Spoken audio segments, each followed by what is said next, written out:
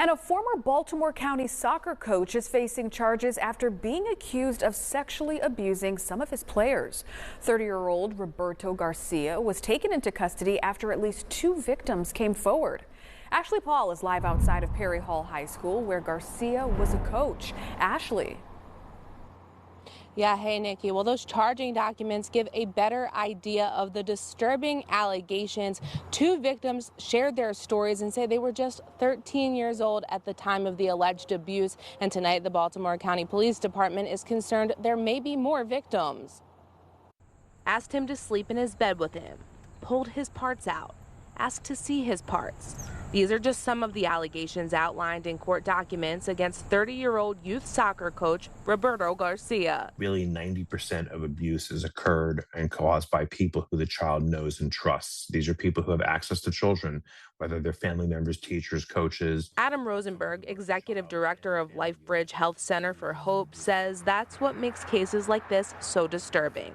Baltimore County Public Schools confirms Garcia was a coach at Perry Hall High School.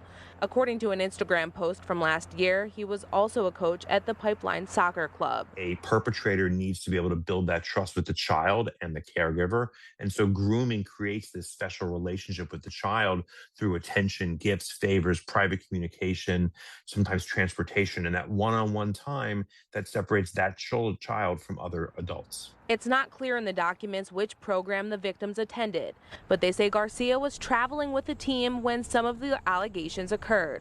The first victim outlined in the case was 13 years old the first time Garcia allegedly tried to touch him inappropriately during a tournament in Florida. The incidents continued back here in Maryland, including outside a Chipotle, where Garcia allegedly tried to bribe the victim to touch himself in exchange for food. The documents also allege similar incidents happened during a team trip to Pennsylvania, where Garcia allegedly showed the boy pornography and pressured him to masturbate in front of him. Another victim reported a similar incident with Garcia during a soccer trip to Seattle, when Garcia allegedly offered him money to take his pants off. It also gives us a real reminder that youth sports programs are terrific and build great character and skills in our children, but we have to make sure that we trust who we're leaving our children with. Rosenberg says it's also important that parents vet the programs they enroll their children in by making sure the program requires background checks and abuse training. And if you suspect your child might be a victim, reach out for help. You don't need to know all the facts in the situation there, but if you have reason to believe abuse occurred, then we need you to report it, because all the great things that we can do to help kids aren't available unless someone reports the abuse. Now, Garcia is facing a number of charges, including sexual solicitation of a minor and sexual abuse of a minor, and is being held without bail. Again, Baltimore County Police are concerned that there could be more victims and are asking anyone with information to give them a call right away. Live on your corner in Baltimore County, I'm Ashley Paul, WJZ. Ashley, very disturbing. Thank you.